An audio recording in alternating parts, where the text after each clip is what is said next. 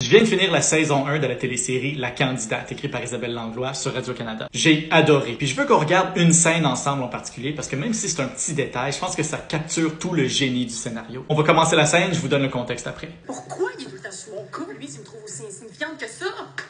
Il sa grosse face! Alex, en politique, on n'a pas d'ennemis, on a des adversaires. Fâche-toi pas, bats-là sa propre game. Hey, y aurait-tu moyen qu'on passe une journée sans apprendre une autre phrase sur la députée de Dufresne? Un peu de contexte sur ce qui se passe. Alix Mongeau, une nouvelle députée gaffeuse jouée par Catherine Chabot, suit Benjamin Claveau, un député d'expérience joué par Olivier Geray-Courchaine, dans son bureau. Alix se plaint que c'est la cible de tous les attaques du gouvernement, quand Claire Robitaille, la chef de l'opposition, donc la chef de leur parti, jouée par Marie-France Lambert, rentre dans le bureau de Benjamin. Claire Robitaille, la chef de leur parti, qui voit pas Alix derrière la porte, se met à parler à Benjamin de tous les problèmes qui sont causés par la députée de Dufresne, Alix. Maintenant, si vous avez pas vu la scène, qu'est-ce que vous pensez qui s'en vient? Ce serait facile que de là, le scénario d'Isabelle Langlois prenne une de deux avenues possibles. La première, ce serait que Alix reste cachée derrière la porte jusqu'à ce que Robitaille s'en aille. Ça ajouterait au drame en montrant à Alix que même la chef de leur parti lui fait pas confiance. La deuxième, ce serait que Robitaille réalise que Alix est derrière la porte et qu'on tire de l'humour de la situation inconfortable. Ceux qui connaissent un peu les clichés de la télé s'y attendraient probablement. Alors écoutons le reste de la scène. Il y a un député en face dont la seule job est de la faire parler pour qu'elle s'en fâche. Pourrais-tu ne pas activement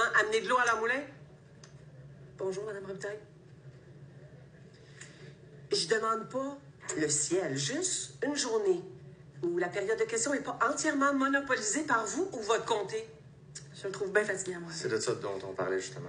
Je sais pas pour vous, là, mais moi, je m'attendais pas à ça. Au lieu de prendre un avenue cliché pour se faire du drame ou de la comédie facile, Isabelle Langlois respecte l'intelligence et la compétence de tous ses personnages. Alix reste pas cachée derrière la porte, elle s'annonce, la chose forte et respectueuse à faire dans les circonstances. Et au lieu d'en faire une situation inconfortable, Claire Robitaille assume son rôle et ses propos. Parce que dans la situation, la job à Robitaille, c'est pas d'être gentille, c'est d'être la chef de l'opposition. On en comprend aussi beaucoup sur le personnage de Robitaille et sur le contexte du parti. Robitaille était pas juste en train de chialer contre Alix, elle reconnaît un problème dans son parti. Et si elle est allée voir Benjamin, c'est parce que dans le contexte actuel, Benjamin est responsable pour Alix. Alors on comprend que Robitaille est en train de respecter la ligne hiérarchique de son parti. Benjamin reconnaît son rôle d'intermédiaire et Alix accepte la réprimande. C'est un petit détail, un petit choix de scénario, mais ça nous en dit tellement sur la personnalité des personnages en jeu. Aussi, ça montre qu'on est capable d'avoir une scène intéressante avec des personnages compétents sans être obligé de jouer le drame ou l'humour facile. La saison 1 est bourrée de petits moments brillants de même. Allez l'écouter si ce n'est pas déjà fait, vous pouvez le voir sur tout.tv. Pour moi, c'est probablement la meilleure télésérie politique depuis The West Wing, puis j'ai vraiment hâte à la saison 2.